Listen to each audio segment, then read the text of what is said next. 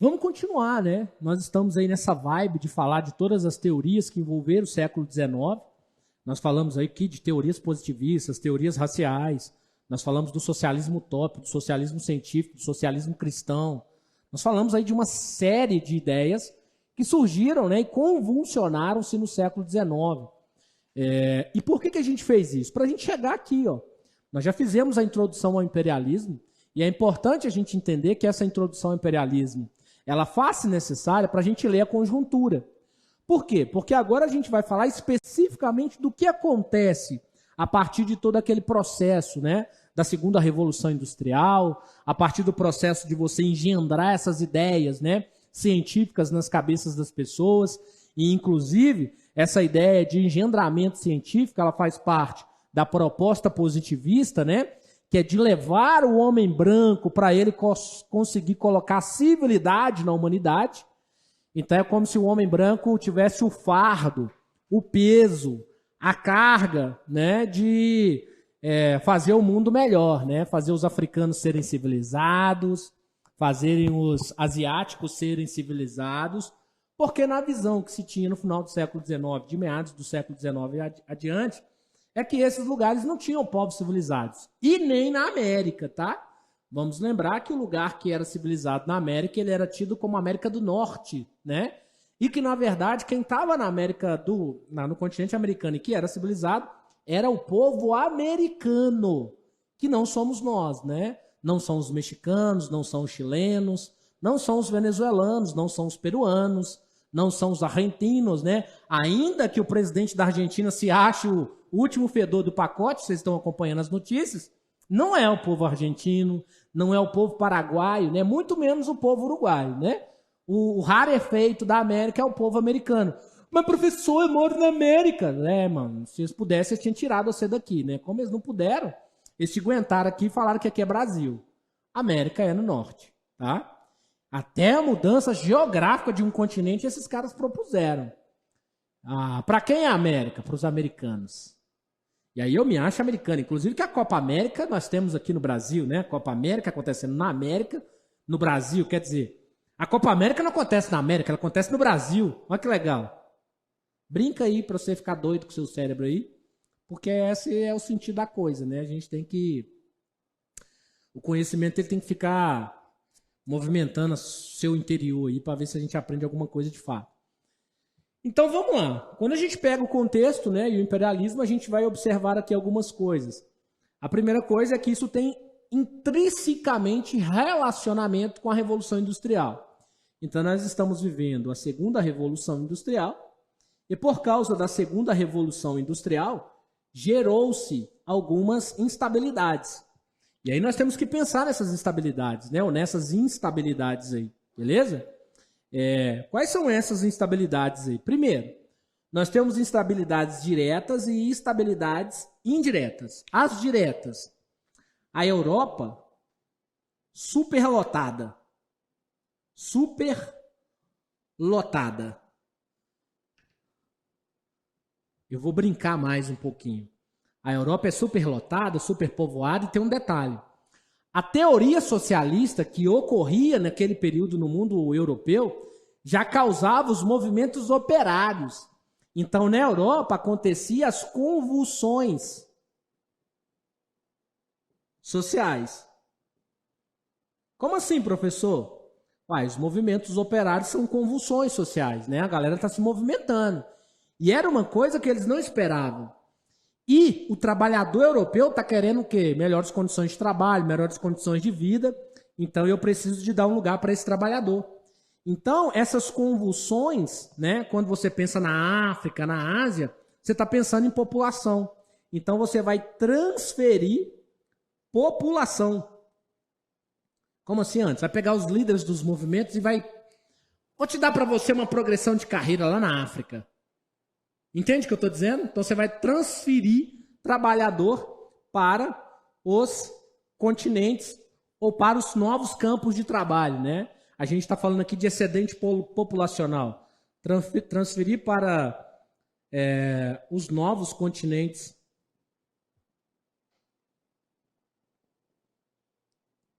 Então, ou seja, você vai ter aqui povo sendo transferido para o novo continente. Então, a Europa está cheia de convulsão. Além disso, você tem dois fatores diretamente relacionados. Quais são eles, Anderson? Você tem a questão da mão de obra. Você precisa de mão de obra. Não vou colocar mão de obra aqui primeiro, não. Vamos colocar aqui, nós precisamos de mercado consumidor.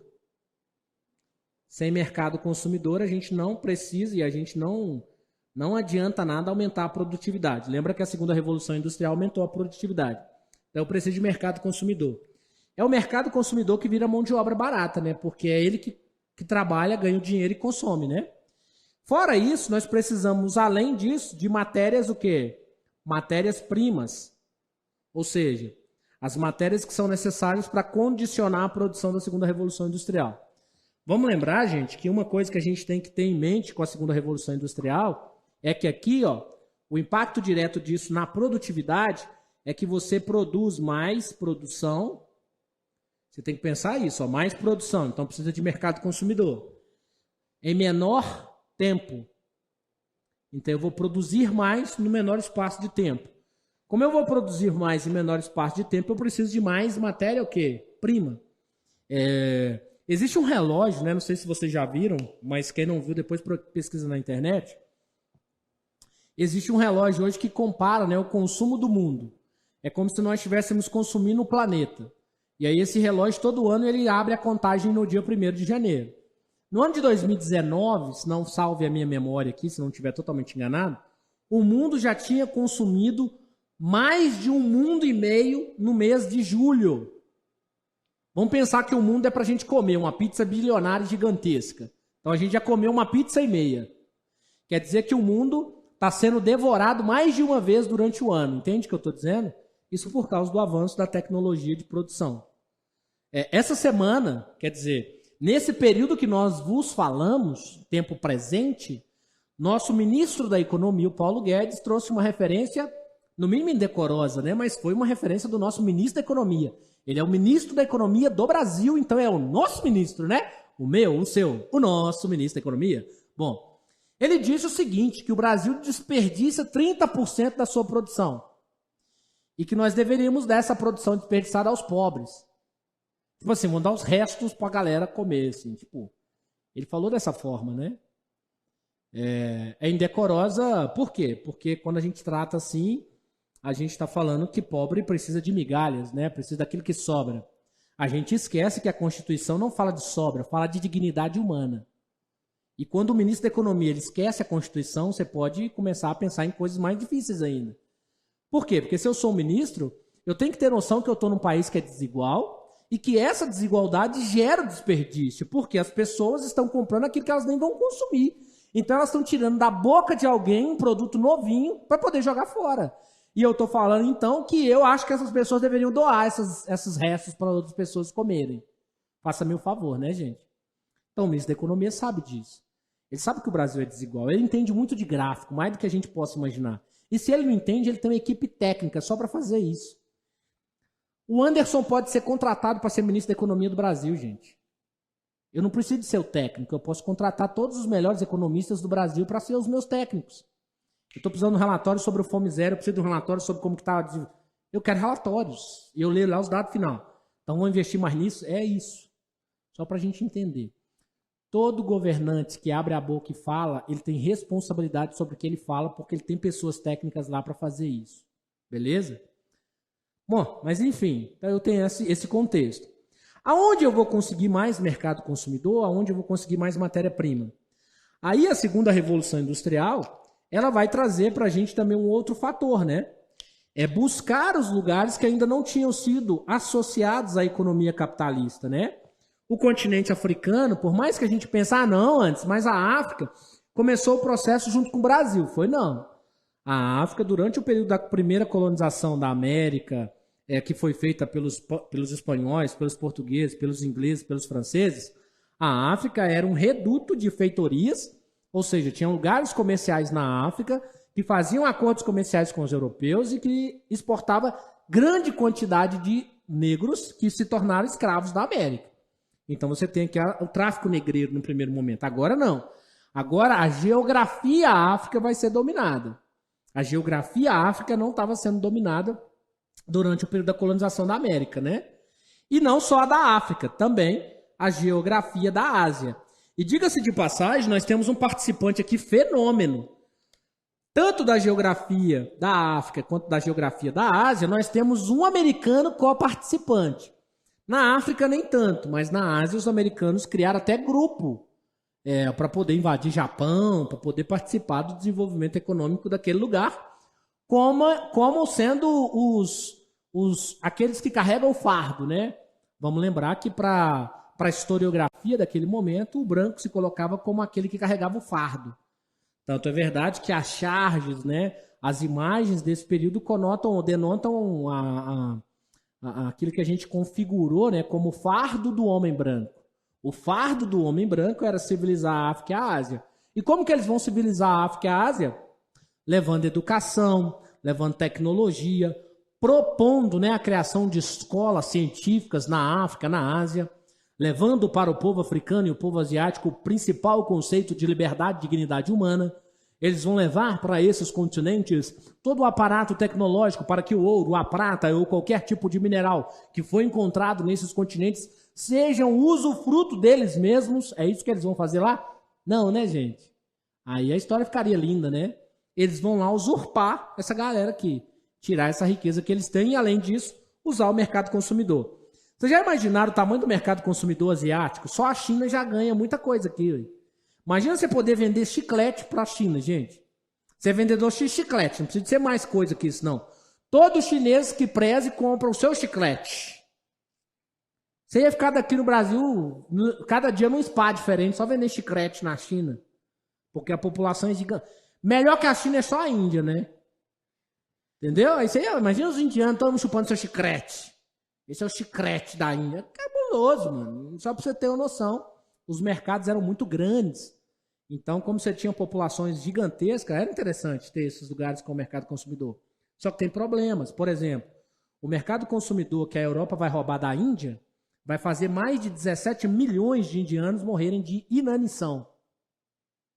Professor, o que é inanição? Não come, gente. Não desenvolve. Morre de fome. Entende? Por quê? Porque os indianos faziam de forma artesanal. E quando chega a produção inglesa, enquanto os indianos faziam uma peça, os ingleses faziam 365.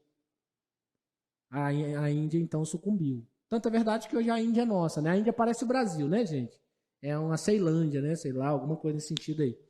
Mas, enfim, tomar cuidado aí com o processo de aculturação, né?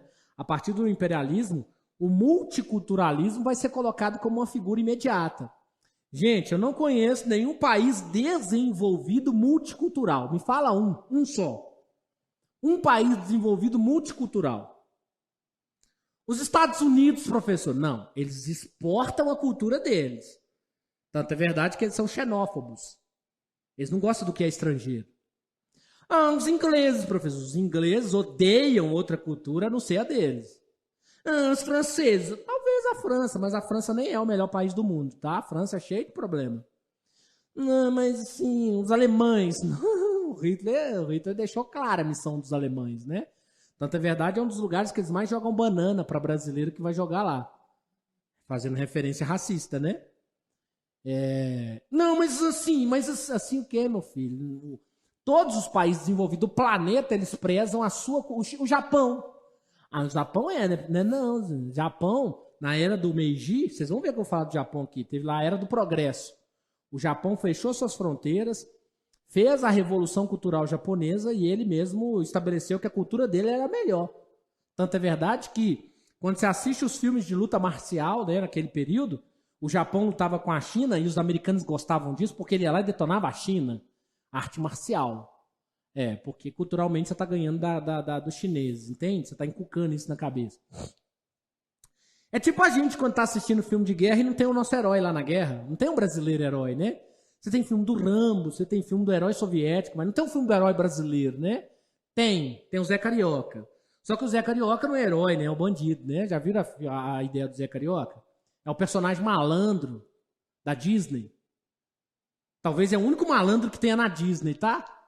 Depois vocês dão uma olhada lá pra você ver. O tio Patinhas não. O tio Patinhas é uma pessoa séria, uma figura que guarda o dinheiro, né? O Zé Carioca é o nosso personagem Disney, o brasileiro malandro.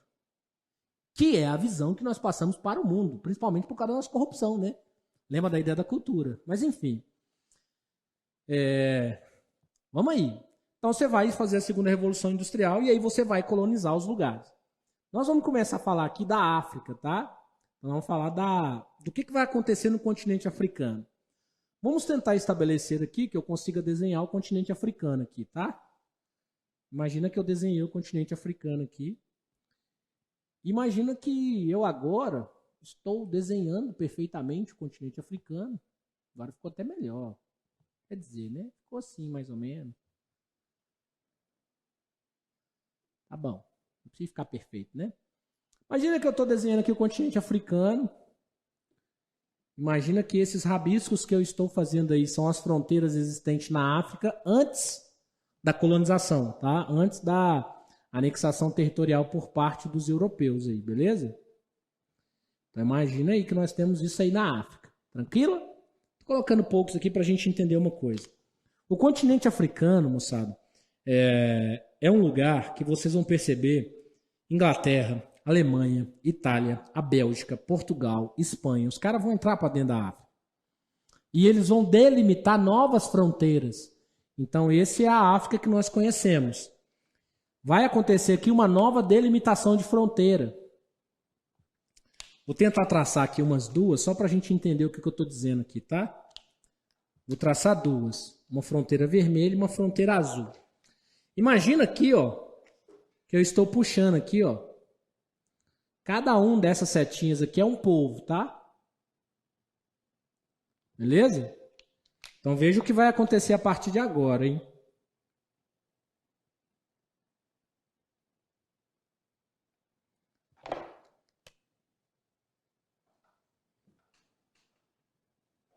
Isso aqui agora passou a ser Inglaterra. Beleza? O que tem a ver, Anderson, isso que você está falando? Primeira coisa que vai causar na África é a desintegração geográfica, né? E a desintegração da população. Primeiro que você tem 1, 2, 3, 4, 5, 6, 7 sociedades que foram transformadas em uma. Quer dizer que você rejeitou a cultura desse. Quer dizer que você rejeitou o dialeto ou o idioma desse. Tudo aqui é levado a 7, né? Tudo por 7. Quer dizer que o que prevalece aqui agora nessa região de azul, que é a dominação inglesa, é o inglês. Por quê? Porque o inglês é mais interessante. Nós veio para civilizar esse mundo aqui. Aqui, da mesma forma.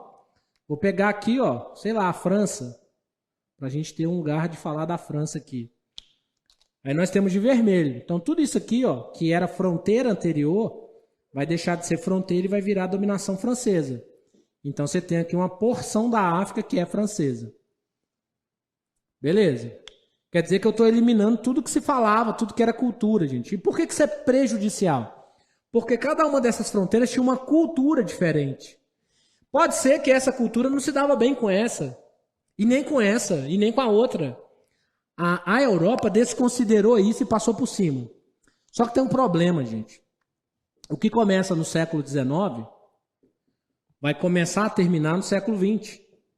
Nós vamos ter no século XX aqui, ó, a descolonização afroasiática.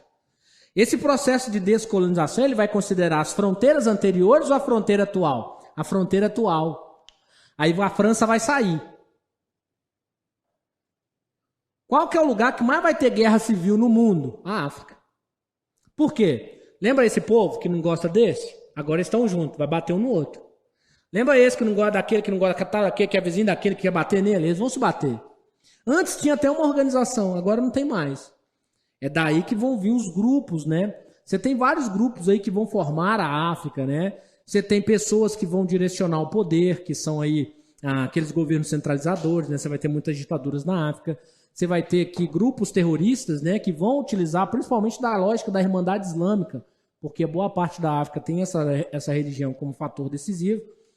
E, na verdade, você vai perceber o seguinte, que eles vão entrar, vão destruir a economia africana, porque eles vão usar os recursos em benefício próprio, e a África continua sem progresso. A África vai continuar sem ser civilizada na visão dos europeus. Tanto é verdade que nós sabemos que o povo africano hoje, boa parte deles, estão tentando atravessar o mar que fica aqui em cima, ó, que é o mar Mediterrâneo, para chegar na Europa. Porque eles descobriram que na Europa tá todas as riquezas que tiraram daqui. Então lá tem uma vida melhor, então é lá para onde eu quero ir. No meio do Mediterrâneo, que é considerado hoje o maior cemitério da humanidade, vai acontecendo o quê? Os navios vão afundando misteriosamente, né? Matando a tentativa das migrações para o continente europeu. É lógico que não está morrendo os negros, né, gente? É diferente, né, para a sociedade essas coisas, assim. A gente sabe que tem uma conotação, uma denotação, uma totalização diferente. Mas eu quero que a gente tenha essa visão aqui. O continente africano depois ainda sofre um outro golpe, porque depois que tudo fazem isso, a parte sul ainda vai viver durante longos anos a parte branca, né? O apartheid, né? E lá na frente a gente vai comentar um pouquinho quando a gente vai falando do processo de descolonização. Então a África vai sofrer muito. Na África nós tivemos uma famosa guerra, né, chamada Guerra dos Boers, que é uma guerra entre ingleses e holandeses pela disputa do Transvaal, né? Que era uma região rica em ouro, tá? Só a Transvaal é rica em ouro? Não, né, gente? Se a gente voltar nos reinos africanos aqui, nós tivemos na África o reino de Mali, o reino de Gana, o reino de Songhai, nós tivemos o reino do Congo, o próprio Egito é na África, né, gente? Lelê! Nossa, professor, o Egito é na África? Aquelas sociedades maravilhosas dos faraós. É lá na África, tá, gente? Eu falei isso aqui outro dia numa sala e os meninos, professor, o Egito é na África, tá tirando. Por que tem um Egito na África? Não, porque povo lá é cabuloso. Então não pode ter povo cabuloso na África, não? Preconceito, lembra? A gente criou todas as definições do século XIX. Então, esse povo, que é riquíssimo, né? Os egípcios eram riquíssimos, o reino de Mali era riquíssimo. No reino de Mali tinha um cara chamado Mansa Musa, o homem mais rico do planeta. Ninguém hoje é mais rico que o Mansa Musa. O cara fez um comércio na região do Cairo, na região do Oriente Médio, que ele desestabilizou as economias, porque ele distribuía ouro de graça para a população. Mais de 60 mil soldados foram com ele fazer compra, lá no Cairo. Mansa Musa. A Infomoney recentemente divulgou um artigo falando que é incalculável a riqueza do Mansa Musa. Que nem o Bill Gates, esses caras ricão aí a gente consegue ter uma ideia do que era a riqueza do Mansa Musa. Isso estava na África. Alguém pegou de lá. Só para a gente entender que é um continente rico, que a história da África não é a história da escravidão do povo africano. A história da África é muito antes do que a história da escravidão. Porque na África nós criamos a cor do escravo. Não esqueçam isso. Até a lógica da escravidão religiosa, porque na África há uma escravidão religiosa, inclusive defendida pela igreja dentro da Bíblia. Fala que eles são manchados por causa do pecado de Caim e Abel. Gente do céu. E aí fala que eles são desalmados, por isso eles podem ser escravizados. Os egípcios eram desalmados, o Mansa Musa era um desalmado. Os caras que fizeram uma universidade, o Mansa Musa fez uma universidade na África, ele é um desalmado. Nossa, um desalmado que tem conhecimento, que interessante isso, né? Que desalmado bom, né? Enfim. Eu tive que criar uma ideia de que todo escravo é negro. Tanto é verdade que eu tenho dificuldade disso hoje com os meninos, eu dou aula pro 6º ano. É uma loucura dar aula pro 6º ano, né, gente? Mas enfim. Na hora que eu falei para eles que o Egito era na África, que é isso, professor? Oi. Mas e os escravos, professor? Eu falei, mas o que vocês sabem dos escravos? Na África é dos escravos. Mas eu não culpo eles. Eles estão aprendendo agora. Alguém falou isso com eles. É por isso que a gente tem que desconstruir o tempo inteiro, né? As ideias que as pessoas vão tendo a respeito dos lugares. Não existe escravo por cor até 1500. Escravo era qualquer um que alguém dominava. Branco, mameluco, cafuso, parmegiano, sei lá, o nome que você quiser. Inclusive os germânicos do Hitler eram escravos. Meu Deus, os germânicos eram os antigos bárbaros que tentavam invadir Roma. E quando Roma perdia, fazia deles os seus o quê? Escravos. Nossa, professor, mas os arianos são a raça perfeita. Pois é. A Pfizer também era melhor, né? Então, enfim, a gente vai descobrindo essas coisas aí. Beleza? Então a África é um lugar que a gente tem que olhar com outros olhares aí. Nós vamos fechar aqui no vídeo da África, tá? Depois, logo em seguida, a gente começa aí falando da Ásia. Tranquilo?